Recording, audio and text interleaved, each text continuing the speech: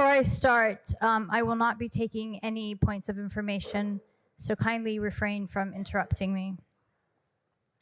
Addressing the challenge of what to do about the indigenous inhabitants of the land, Chaim Weizmann, a Russian Jew, said to the World Zionist Congress in 1921 that Palestinians were akin to, quote, the rocks of Judea, obstacles that had to be cleared on a difficult path.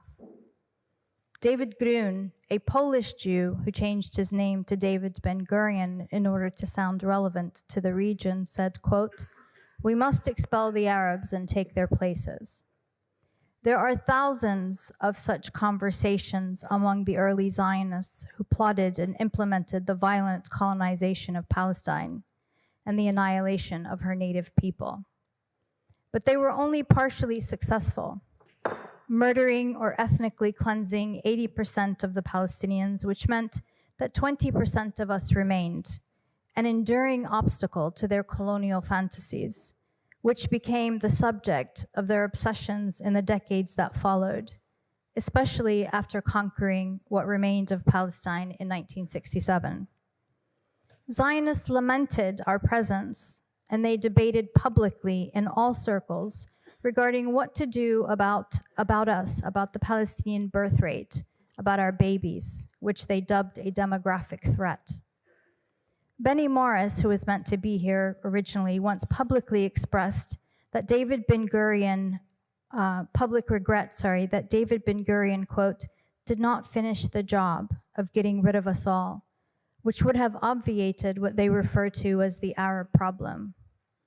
Benjamin Netanyahu, a Polish Jew whose real name is Benjamin Mielikowski, bemoaned a missed opportunity during the 1989 Tiananmen Square uprising to expel large swaths of Palestinian population, quote, while the world's attention was focused on China. Some of their articulated solutions to the nuisance of our existence included a, quote, break their bones policy in the 1980s and 90s, which was ordered by Yitzhak Rubitsov, a Ukrainian Jew who changed his name to Yitzhak Rabin for the same reasons. That horrific policy that crippled generations of Palestinians did not succeed in making us leave, and frustrated by Palestinian resilience, a new discourse arose, especially after a massive natural gas field was discovered off the coast of northern Gaza worth trillions of dollars. This new discourse is echoed in the words of Colonel Ephraim Itan, who said in 2004, quote, we have to kill them all. Aaron Sofer, an Israeli so-called intellectual and political advisor, insisted in 2018 that, quote, we have to kill and kill and kill all day, every day. When I was in Gaza this year, I saw a little boy no more than 9 years whose hands and part of his face had been blown off by a booby-trapped can of food that soldiers had left behind for Gaza's starving children. I later learned that they also had left poisoned food for people in Shujaiyyah. That's bullshit. And in the 1980s,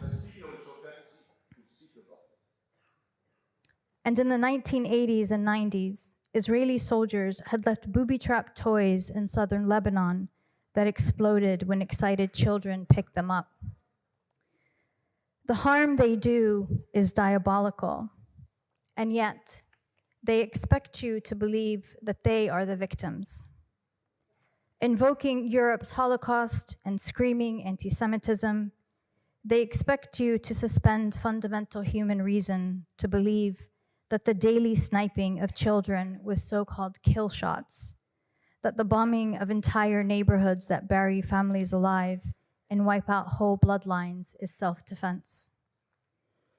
They want you to believe that a man who had not eaten a thing in over 72 hours, who kept fighting even when all he had was one functioning arm, that this man was motivated by some innate savagery and irrational hatred or jealousy of Jews, rather than the indomitable yearning to see his people free in their own homeland.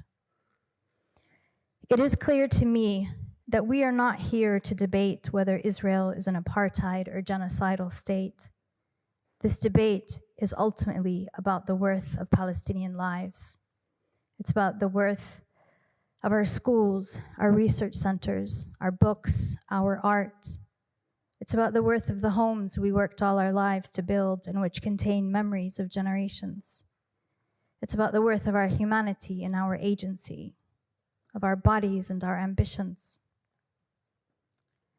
Because if the roles were reversed, if Palestinians had spent the last 8 decades stealing Jewish homes, expelling, oppressing, imprisoning, poisoning, torturing, killing, raping them, if Palestinians had killed an estimated 300,000 Jews in 1 year, targeted their journalists, their thinkers, their healthcare workers, their athletes, their artists, bombed every Israeli hospital, university, library, museum, cultural center, synagogue, and simultaneously set up an observation platform where citizens came to watch their slaughter as if a tourist attraction.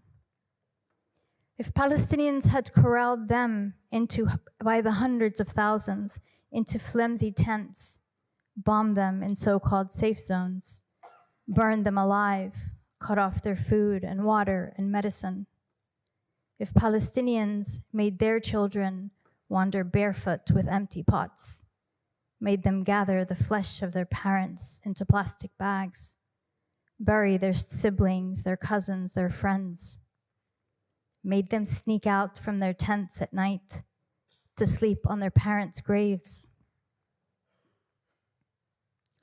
made them pray for death,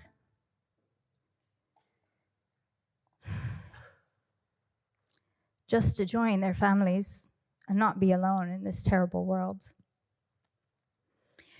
If we terrorize them so utterly that their children lose their hair, lose their memory, lose their minds,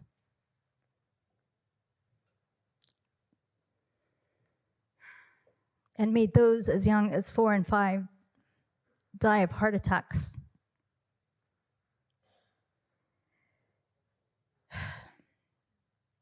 if we mercilessly forced their NICU babies to die, alone in hospital beds, crying until they could cry no more, died and decomposed in the same spot. If Palestinians used wheat flour, a truck, to lure starving Jews, then opened fire on them as they gathered to collect the day's bread. If Palestinians finally allowed a food delivery into a shelter with hungry Jews, then set fire to the entire shelter and aid truck before anyone could taste a bite of the food. If a Palestinian sniper bragged about blowing out 42 Jewish kneecaps in one day, as one Israeli soldier did in 2019, if a Palestinian admitted to CNN that he ran over hundreds of Jews with his tank, their squished flesh lingering in the tank treads, if Palestinians were systematically raping Jewish doctors, patients, and other captives with hot metal rods, jagged and electrified sticks, and fire extinguishers, sometimes raping them to death, as happened with Dr. Adnan al-Bursh and others. If Jewish women were forced to give birth in filth, get C-sections or leg amputations without anesthesia, if we destroyed their children, then decorated our tanks with their toys, if we killed or displaced their women, then posed in their lingerie, if the world were watching the live-streamed systematic annihilation of Jews in real time, there would be no debating whether that constituted terrorism or genocide. And yet,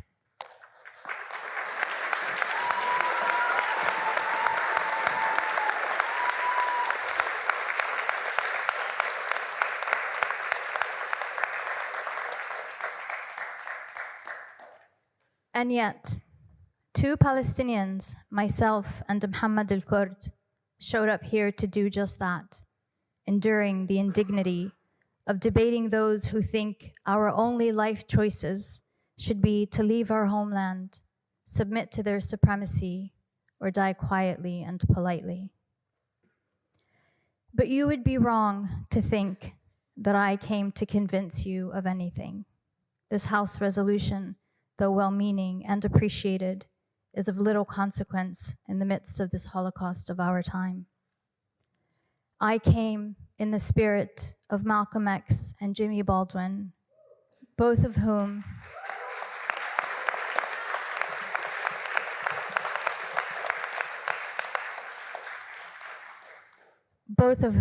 stood here and in Cambridge before I was born, facing finely dressed, well-spoken monsters who harbored the same supremacist ideologies as Zionism, these notions of entitlement and privilege, of being divinely favored or blessed or chosen. I'm here for the sake of history, to speak to generations not yet born, and for the chronicles of this extraordinary time where the carpet bombing of defenseless indigenous societies is legitimized. And I also came to speak directly to Zionists here and everywhere. We let you into our homes when your own countries tried to murder you and everyone else turned you away. We fed you and we clothed you, we gave you shelter, and we shared from the bounty of our land with you. And when the time was ripe, you kicked us out of our homes and homeland. Then you killed and robbed and burned and looted our lives. You carved out our hearts because it is clear that you do not know how to live in the world without dominating others. You have crossed all lines. You have crossed all lines and nurtured the most vile of human impulses. But the world is finally glimpsing the terror we have endured at your hands for so long. And they are seeing the reality of who you are and who you've always been. They watch in utter astonishment the sadism, the glee, the joy, and the pleasure with which you conduct, watch, and cheer the daily details of breaking our bodies, our minds, our future, and our past. But no matter what happens from here, no matter what fairy tales you tell yourselves and tell the world, you will never truly belong to that land. You will never understand the sacredness of the olive trees, which you've been cutting down and burning for decades, just... Interrupt the speaker. The secretary has been generous to both sides of the house. Order, please. Order. You've made your point of order. Order. The secretary has been generous in extending time to both sides of the house. So I will not be hearing this point of order again. Please. No, you did not. You spoke for 16 minutes. Order. Order. Order. Order. Order. Order. The point of order had been heard. I'm not hearing any more about this. Could I listen to Susanna? Continue. You will never understand the sacredness of the olive trees, which you've been cutting down and burning for decades, just to spite us, just to break our hearts a little more. No one native to that land would dare do such a thing to the olives.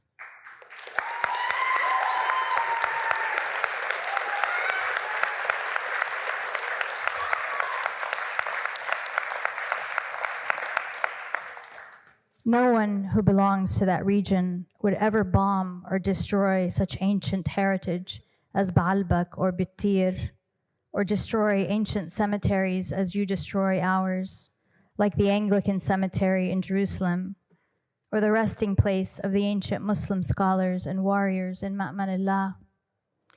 Those who come from that land do not desecrate the dead. That's why my family, for centuries, were the caretakers of the Jewish cemetery on the Mount of Olives, as labors of faith and care for what we know is part of our ancestry and our story.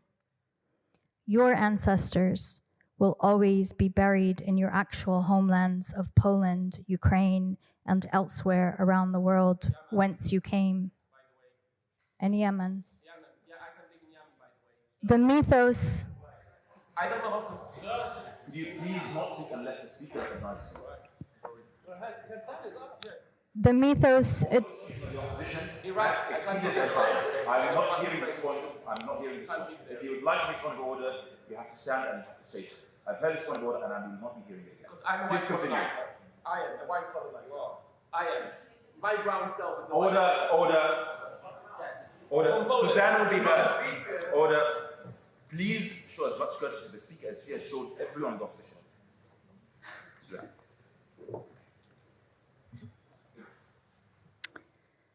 the mythos and the folklore of the land will always be alien to you. You will never be literate in the sartorial language of the thobes we wear, which sprang from the land through our foremothers over centuries. Every motif, every design and pattern speaking to the secrets of local lore, flora, birds, rivers, and wildlife. What your real estate agents call in their high-priced listings, quote, old Arab home charm, will always hold in their stones the stories and memories of our ancestors who built them. The ancient paintings and photos of the land will never contain you. You will never know how it feels to be loved and supported by those who have nothing to gain from you and in fact everything to lose. You will never know the feeling of masses all over the world pouring into the streets and stadiums to chant and sing for your freedom.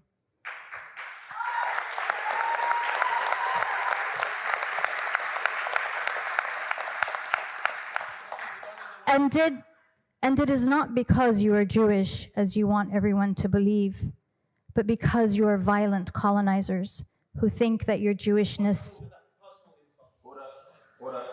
I'm not violent, and I'm not a colonizer. You're not speaking either. Could I please get I've heard the point of order. Suzanne will continue.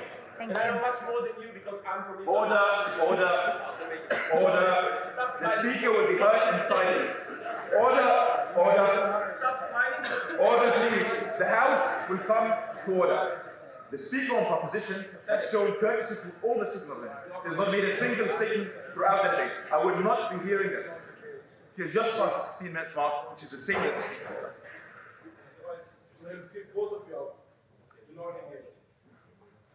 Suzanne.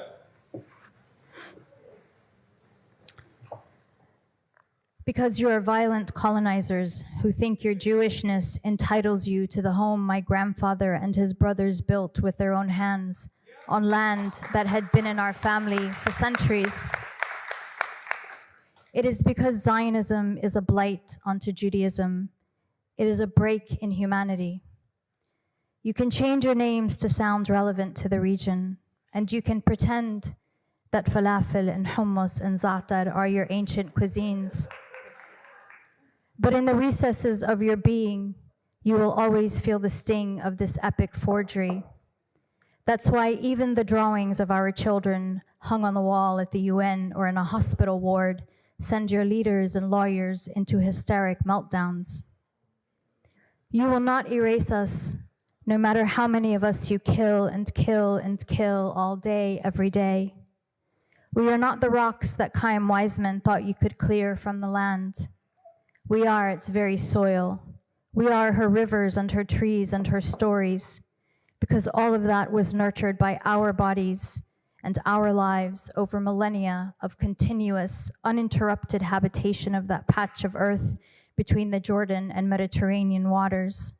From our Canaanite, our Hebrew, our Philistine, our Phoenician ancestors, to every conqueror or pilgrim who came and went, who married or raped or loved or settled or enslaved or converted between religions or prayed in that land, leaving pieces of themselves in our bodies and our heritage.